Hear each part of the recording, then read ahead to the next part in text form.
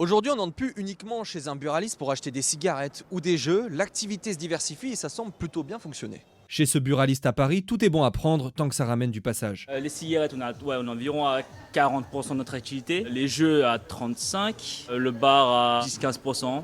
Et le reste, c'est restauration, comme on l'a commencé récemment, avec des services de bagagerie avec.